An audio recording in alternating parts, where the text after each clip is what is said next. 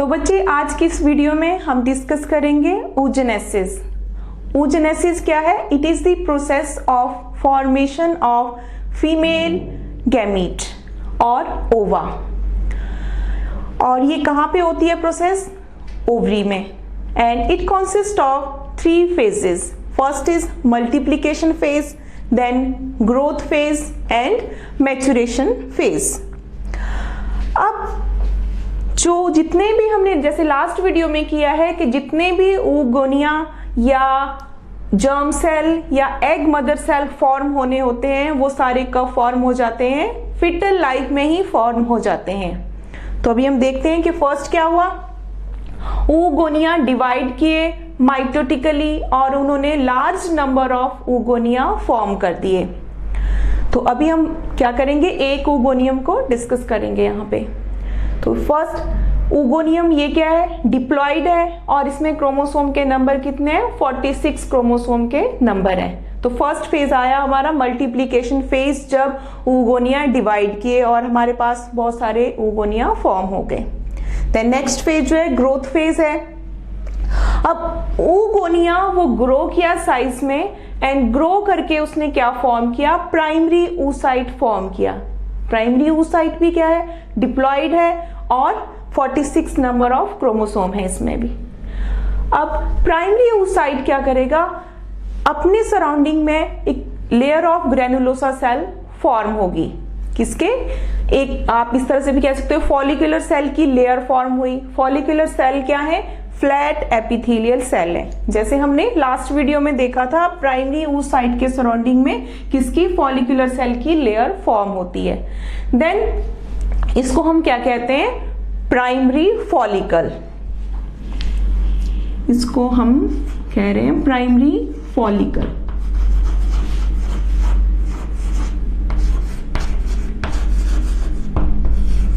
Okay.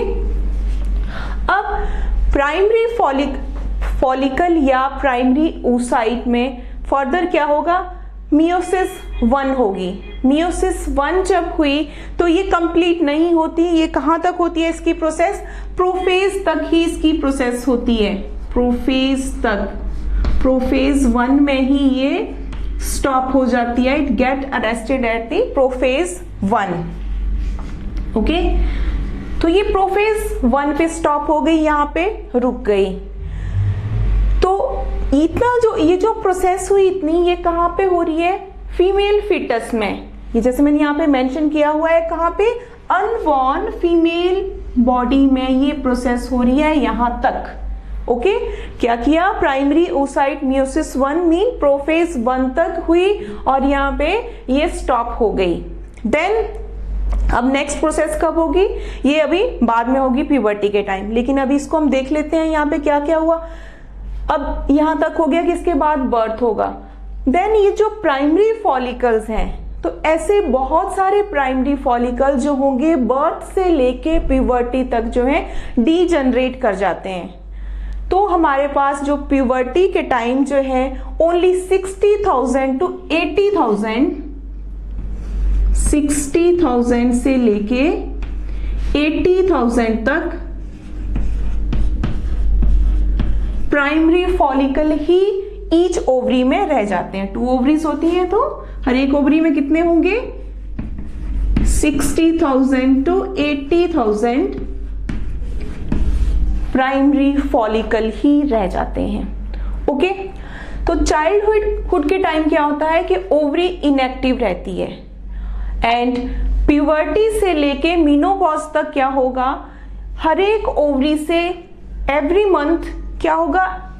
Primary follicle और primary oocyte ये size में ग्रो होना स्टार्ट हो जाते हैं। अब देन जैसे हमने अगेन लास्ट वीडियो में देखा था कि प्राइमरी फॉलिकल ग्रो करता है किसमें? सेकेंडरी फॉलिकल में, और लेयर्स फॉर्म हो जाती हैं फॉलिकुलर सेल की, एंट्रम बनना शुरू हो जाती है। देन उस टाइम उसको हम क्या कह रहे थे? Secondary follicle. Then secondary follicle grow करके फॉर्म करता है टर्शरी फॉलिकल। टर्शरी फॉलिकल में जो एंट्रम है वेल डेवलप्ड एंट्रम होती है और एंट्रम के अंदर क्या होता है? फ्लूइड होता है जिसको लिकर फॉलिकुली भी कहते हैं। अब जब टर्शरी फॉलिकल का जो स्ट्रक्चर है उस टाइम उसके अंदर जो प्राइमरी oocyte है वो ग्रो करना स्टार्ट करता है, और इस टाइम ही होता है कि इसकी जो मियोसिस 1 है वो कंप्लीट हो जाती है, क्योंकि पहले प्राइमरी oocyte कहाँ पे है, प्रोफेज 1 में ही है, लेकिन यहाँ पे क्या होगा, अब इसकी मियोसिस कंप्लीट हो जाएगी जब टर्शियरी फॉलिकल के अंदर है। मियोसिस 1 कंप्लीट हुई तो क्या फॉर्म हुआ, ये आप देख रहे हो, ये प्राइमरी oocyte की मियोसिस 1 कंप्लीट हुई और हमारे पास क्या होगा, 2 अनइक्वल सेल फॉर्म होंगे। एक लार्जर सेल जिसको हम कह रहे हैं सेकेंडरी oocyte, और स्मॉल जिसको हम क्या कह रहे हैं, पोलर बॉडी। तो इस तरह से लार्ज जब फॉर्म हुआ, अनइक्वल सेल जब फॉर्म हो रहा है, तो जो लार्ज अमाउंट ऑफ साइटोप्लाज्म है वो किसके पास चला गया, सेकेंडरी oocyte के पास चला गया। अब यहां पे जब सेकेंडरी oocyte है, इसका सेकेंड डिवीजन होना है, जब मियोसिस 2 होनी है, तो मियोसिस 2 हुई इसकी, और ये भी कहां पे, मेटाफेज पे, अभी मेटाफेज से आगे प्रोसीड नहीं करेगी, मेटाफेज पे स्टॉप कर जाएगी, और मेटाफेज पे ये वेट करती है किसका, सेकेंडरी oocyte की जो मियोसिस 2 है, ये वेट करती है कि स्पर्म के आने का वेट करती है। तो जब स्पर्म इसके सेकेंडरी oocyte के कांटेक्ट में आता है तभी मियोसिस 2 जो है कंप्लीट होगी। अब जब मियोसिस 2 कंप्लीट हो गई, देन हमारे पास क्या हुआ, अगेन अनइक्वल साइज के सेल फॉर्म हुए। एक को हम क्या कह रहे हैं, मैच्योर ओवम, और दूसरे को पोलर बॉडी।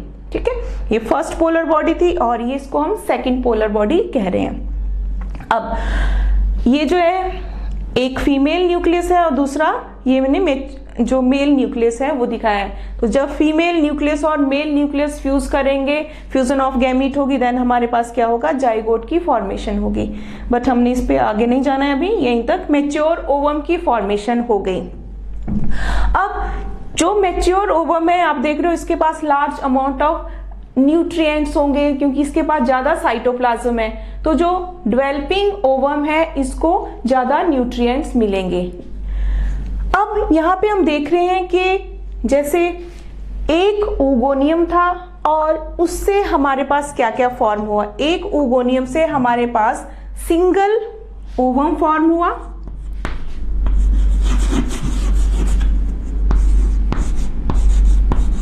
और 2 पोलर बॉडी फॉर्म हुई।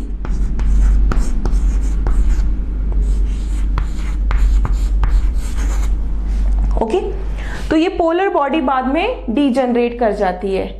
ह्यूमन के केस में क्या होता है कि ये जो फर्स्ट पोलर बॉडी फॉर्म हुई होती है ये फर्दर डिवाइड नहीं करती, एंड कुछ एक स्पीसीज में ये फर्दर डिवाइड करेगी, देन इस तरह से 2 फॉर्म करेगी।